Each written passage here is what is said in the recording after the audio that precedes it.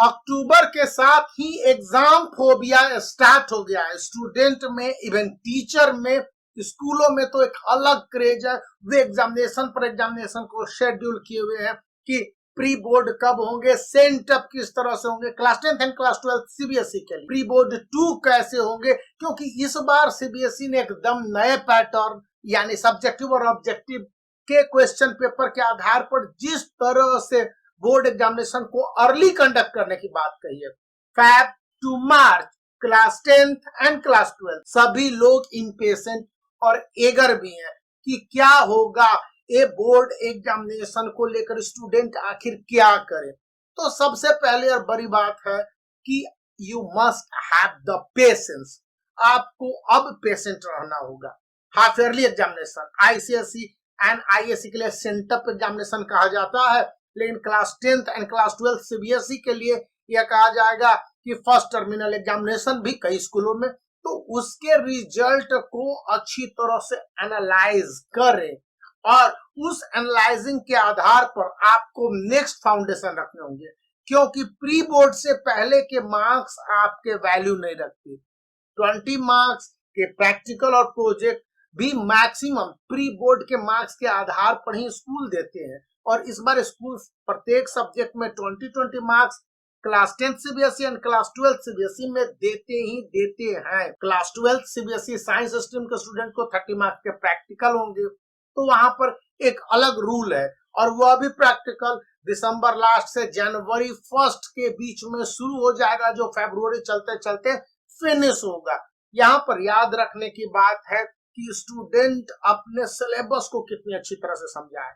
CBSE ने लगभग सभी सब्जेक्ट में कुछ ना कुछ चैप्टर को कर्टेल किया है, इंग्लिश हो गया या फिर हिंदी है, साइंस है या अन्य सारे सब्जेक्ट है, ह्यूमैनिटीज के सब्जेक्ट है, कॉमर्स भी है। तो वहां पर उन चैप्टरों को बारिंग छोड़ते हुए आगे बढ़ते समय जो आपके एग्जामिनेशन फर्स्ट टर्मिनल या हाफ ईयरली हुए, उसके आधार पर देखिए कि वीक सब्जेक्ट और स्ट्रॉन्ग सब्जेक्ट कौन कौन से हैं।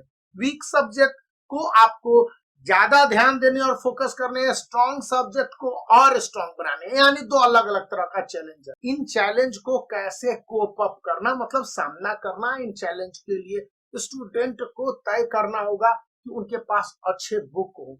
अब ये बुक कितने अच्छे हो सकते हैं, अलग अलग तरह के प्रैक्टिकल प्रोजेक्ट के बुक आ गए हैं, इसी तरह से सैंपल पेपर आ गए हैं। तो जो भी सैंपल पेपर हो, आपको प्रत्येक चैप्टर पर मेहनत करनी होगी। चैप्टर पर भी मोस्ट इंपॉर्टेंट क्वेश्चन किसी भी सब्जेक्ट में, चाहे मैथमेटिक्स हो, फिजिक्स हो, केमिस्ट्री हो, बायोलॉजी हो, फिर हिंदी हो, इंग्लिश हो, even history, civics, geography, whatever, commerce, economics, आपको तय करने होंगे। इंपॉर्टेंट पॉइंट्स एनसीईआरटी के आपको याद रखने होंगे, क्योंकि ऑब्जेक्टिव और सब्जेक्टिव दोनों तरह के क्वेश्चन आने हैं। वहां पर आपको कहा जाएगा कि स्टूडेंट की स्टार्ट यानी कि answer to the point word limit के हिसाब से होना चाहिए। यह स्टार्ट का मतलब है कि आंसर को टू द पॉइंट लिखने के लिए प्रैक्टिस करने ही करने होंगे, और ये प्रैक्टिस ज्यादा बड़े आंसर लिखने पर टाइम कंजप्शन है।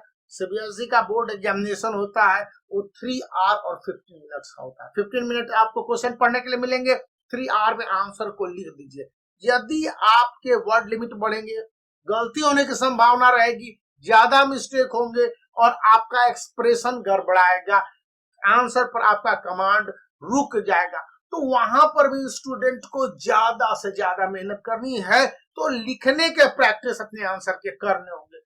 और जो लास्ट पॉइंट है कि यदि आप चैप्टर वाइज कई सब्जेक्ट पर मेहनत कर रहे हैं, आपके लिए ये बुक जो most likely question bank CBSE के हैं, और ये लगभग सभी सब्जेक्ट के हैं, जहां पर स्टूडेंट को ये बताया जाता है कि किस तरह से क्वेश्चन को चैप्टर वाइज इंपॉर्टेंट खोजें और उसके आंसर को to the point wise important हिसाब से लिखें। तो इनको आप सेलेक्ट कर सकते हैं, जिसका लिंक इस वीडियो के डिस्क्रिप्शन में दिया गया है। तो बने रहिए एंड सब्सक्राइब द चैनल। अब तो व्हाइट थंब को ब्लैक करना है, ब्लैक जो सब्सक्राइब बटन है उसको व्हाइट करना है, तो करते रहिए।